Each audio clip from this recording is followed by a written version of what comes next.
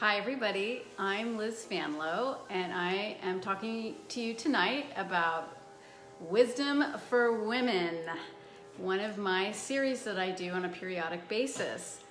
Let me just introduce myself. So as I said, I'm Liz and I own a global makeup, hair, and skincare business. But I'm also a former technology and financial executive, having spent 16 years in that arena, the last 8 of which were here in the San Francisco Bay Area, where I was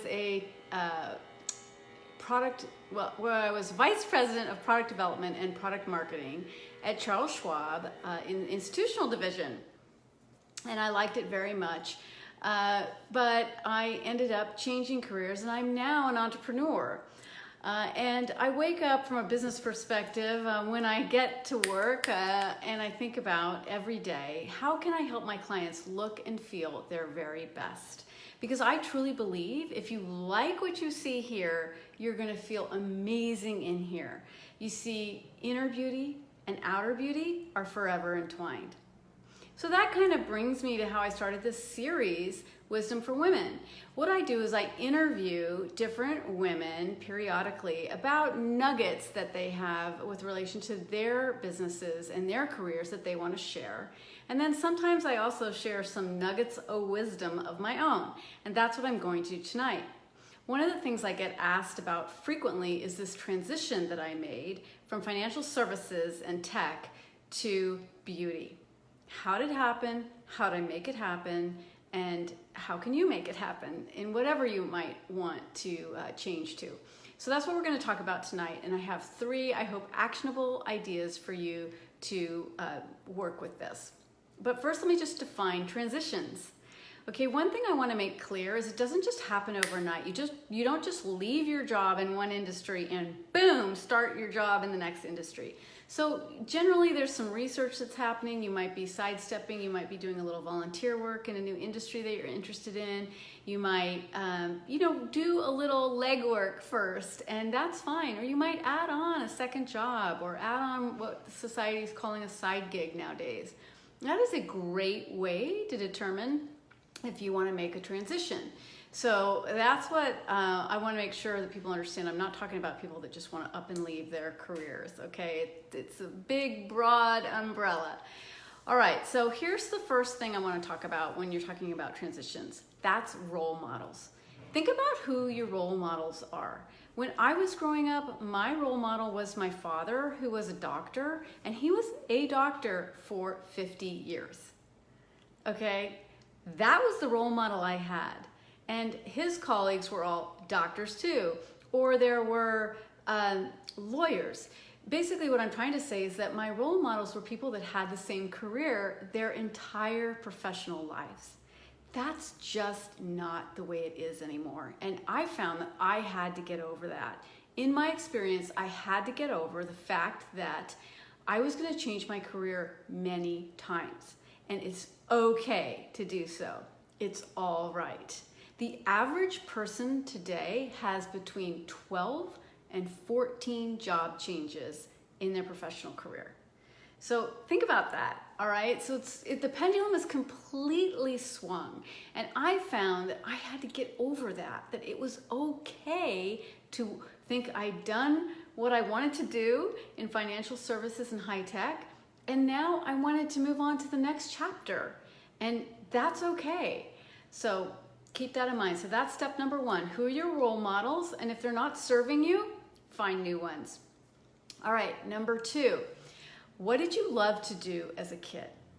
This comes up a lot for me. So when I was trying to decide, when I got burned out of financial services and technology, I was trying to decide what is it that I really loved as a kid, and what was it that I wanted to do now? And so if you go back, sometimes that can really jigger and help you find interests that you have that maybe you've been dormant for a little while. So when I look back as to my favorite things that I like to play with or things I liked to do when I was a child, I loved going to the hairdresser with my mother. Okay, she would bring me to Ross MacArthur Salon in Menlo Park, and she would have her weekly blowout.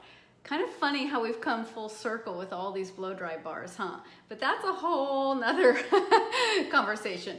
Anyway, I loved it. I loved going. I loved watching her because I think she was so happy, and the person that was doing her hair was happy, and it just was a happy time. And then I would come home and my favorite toy was a doll head that had this hair growing out of it, and I would pretend I was styling it. So I knew I loved beauty. Then I also remember that my mother would give me her old phone book rosters. Does that ring a bell with anybody? And that she didn't need anymore. And I also had a rotary, yes, rotary phone that was broken that I was allowed to play with. And I would open up those rosters and pretend, call these people and chat with them and talk about our project and what's going on, and is Susie Q gonna volunteer for such and such? Exactly like I would hear my mother do. And oh, by the way, just like my mother did, I used a pencil to dial that rotary dial because I didn't want to break my nails. Of course, didn't have any at the time, but beauty related, right? And business.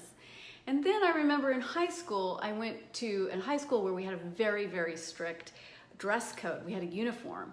And the only way that I could distinguish myself was through my hairstyle and my nail color. And I remember one year, a sophomore in high school, I challenged myself to have a different hairstyle every day and different nail colors once a week. So I would have yellow and blue and whatever, just anything where I could differentiate myself. And so when I was thinking back about wanting to make a switch, these are the things that were coming up for me of things that I really loved. And I pretty much decided, hey, if I can read Vogue or Allure for my business, then that's what I want to do. Like, how cool would that be? That would jazz me, right? So think about what you liked to do as a kid. So that's number 2. Okay, and number 3 is this idea of combining. Now, I wish I could say that and take credit for combining your interests. I can't.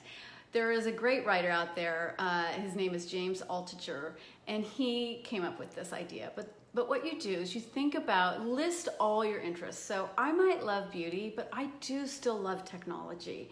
And then, keep listing things, and you can figure out ways to combine them.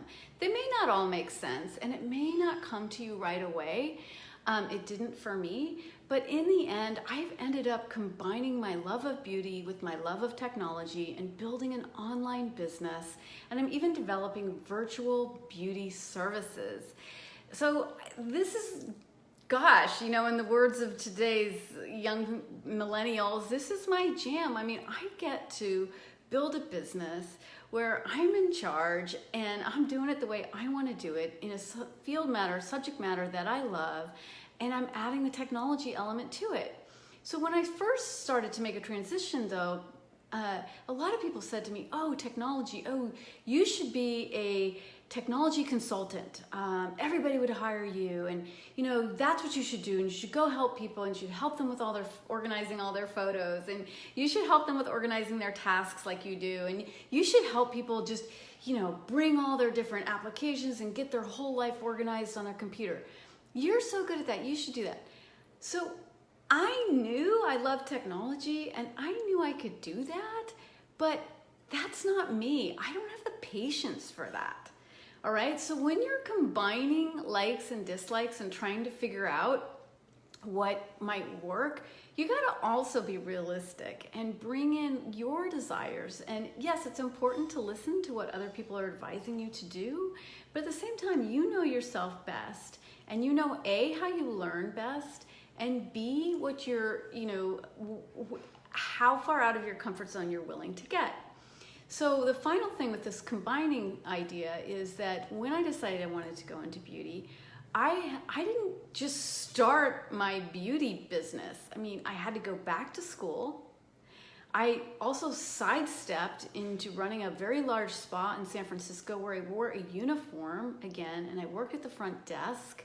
I was the lead manager. I was the head operations person, but I knew the best way to learn was to know everybody's job, right? I knew that from Schwab, right? You want to know from the ground up how everybody does everything. So I had to have a beginner's mindset. I had to wear a uniform. I had to be at the front desk. I had to deal with angry clients, all of that, to start over. And it's okay to start over. It can be scary, but if you parse it out your transitions, you parse them out, and you sort of, I picture, you're sort of clinging on different aspects to the umbrella that you want to create.